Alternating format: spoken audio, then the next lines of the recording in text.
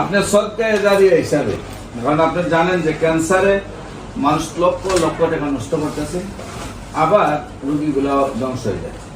সেই হিসাবে আপনি মানুষের উদ্দেশ্যে আপনার যে যে ঘটনাগুলো ঘটছে এবং আপনি কিভাবে কতটুকু সুস্থতা পেয়েছেন, সদকায়ে জারিয়া হিসাবে কেমন পর্যন্ত যাতে আপনি সব পান, সেই হিসাবে আপনি আমাদের সামনে উপস্থাপনা করেন। এখন রোগ তো আমার নামলাকে জিজ্ঞেস করছি, কয় না আমার ভালো, আগে আমি ভালো লাগছে। সম্মানিত দেশবাসী, আমি cancer specialist doctor SM Sarwar. বিশেষ করে আপনারা জানেন যে সারা ওয়ার্ল্ডের ডাক্তারদের বক্তব্য হলো ক্যান্সার হলো নো আনসার, ক্যান্সার হলে মৃত্যু হবে, এটাই স্বাভাবিক।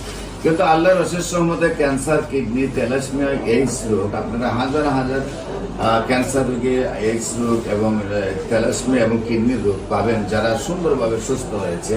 যে রোগগুলোর ব্যাপারে আমরা বলি যে কোনো আনসার নেই।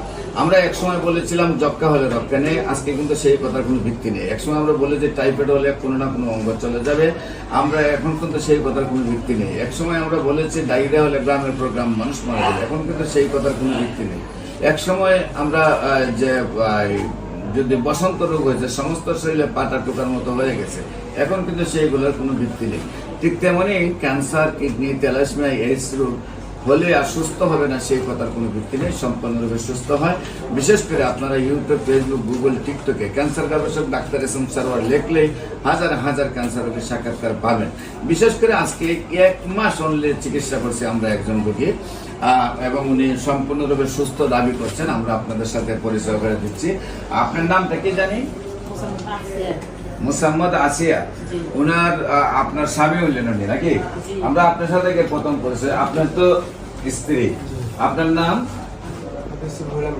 হাফেজ রুহুল আমিন। আপনার তো ইমাম সাহেব, কোন জায়গার ইমাম সাহেব?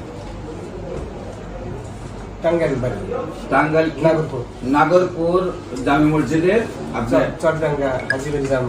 চরডাঙ্গা হাজীবাড়ি জামে মসজিদের আপনি খতিব। আচ্ছা, আপনি হাফিজ সাহেব। আপনার ওয়াইফের কি হয়েছিল এই ব্যাপারে তো আপনি জানেন বিস্তারিত এবং আপনি চিকিৎসা করেছেন। আগে আমরা আপনার পরিচয়, আপনার নাম হইল হাফেজ রুহুল আমিন, আপনার পিতার নাম আব্দুল হক, আপনার মাতার নাম সালেহা বেগম। আপনার গ্রামটা চরডাঙ্গা, পোস্ট অফিস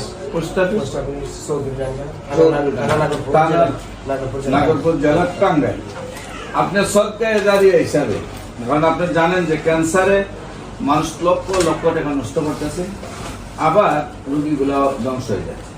সেই হিসাবে আপনি মানুষের উদ্দেশ্যে আপনার যে যে ঘটনাগুলো ঘটছে এবং আপনি কিভাবে কতটুকু সুস্থতা পেয়েছেন, সদকায়ে জারিয়া হিসাবে কেমন পর্যন্ত যাতে আপনি সব পান, সেই হিসাবে আপনি আমাদের সামনে উপস্থাপনা করেন। এখন রোগ তো আমার নামলাকে জিজ্ঞেস করছি, কয় না আমার ভালো, আগে আমি ভালো লাগতেছে আর কি।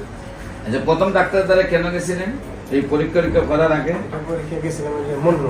প্রথম কেন গেছিলেন, কি সমস্যা ছিল? প্রথম বলছে একটা ব্রেস্টের টিউমার হয়েছে, তারপরে আপনারা গেছেন পরীক্ষা করার জন্য। তারপরে পরীক্ষা না, ওইটা অপারেশন করছি, ক্যান্সার। এরপরে আপনারা কোথায় কোথায় চিকিৎসা করছেন? মিরপুর আহসানিয়া কেমো, আহসানিয়া ক্যান্সার হসপিটালে আপনারা কেমো দিয়েছেন? কেমো দিচ্ছি। দেওয়ার পরে দেওয়ার পর বললো যে আমি মোটামুটি ভালো আর কি। তারপর যখন আপনার এটা শুনলাম, মোবাইলে সার্চ দিলাম, তারপর আছে তোমার কি অবস্থা কিন্তু কয় না, এখানে জাম খারাপ লাগে। মানে ওই আহসানিয়া মিশনে চিকিৎসা করার পরে জাম মনে হয়েছিল, কিন্তু এখন আমার চিকিৎসা কতদিন করেছেন? 1 মাস। 1 মাস চিকিৎসা হলে আমার অনেক ভালো লাগে। এখন আপনার কি অবস্থা? আল্লাহর রহমতে আপনি ভালো। আপনি তো মনে করেন একজন বয়োজ্যেষ্ঠ ম্যান হিসাবে, মুরব্বী হিসাবে, হাফিজ সাহেবের ওয়াইফ হিসাবে এবং হাফিজ সাহেবের একজন মসজিদের ইমাম সাহেব হিসাবে, ওনার ওয়াইফ হিসাবে তো আপনি এমনি তো একজন বড় ভাগ্যবান মানুষ। দ্বিতীয়ত হলো আমি বলবো আপনাকে, আজকে আল্লাহ রাসূলের যে পরিমাণে পৃথিবী থেকে বিদায় নেওয়ার সময় অসুখ হয়েছে, জ্বর হয়েছে, বেহুশ হয়ে গেছে, আবার জ্বর হয়েছে, বেহুশ, এবার 6 বার রাসূল সাল্লাল্লাহু আলাইহি ওয়াসাল্লাম জিজ্ঞাসা করেছেন তোমার কাছে কি, আমার কাছে কি হেফাজত আছে? বলেন 3টা স্বর্ণ মুদ্রা তাড়াতাড়ি দান করে দাও। তো আল্লাহর অশেষ রহমতে অসুখ হবে নেককার বান্দাদের, সমাজে যারা যত বেশি নেককার তারা ওই দুনিয়াটা হলো কষ্টকর। সেই কষ্ট আল্লাহ আপনাকে দিয়েছেন, সেখানটা আল্লাহ আবার সুস্থ করছেন।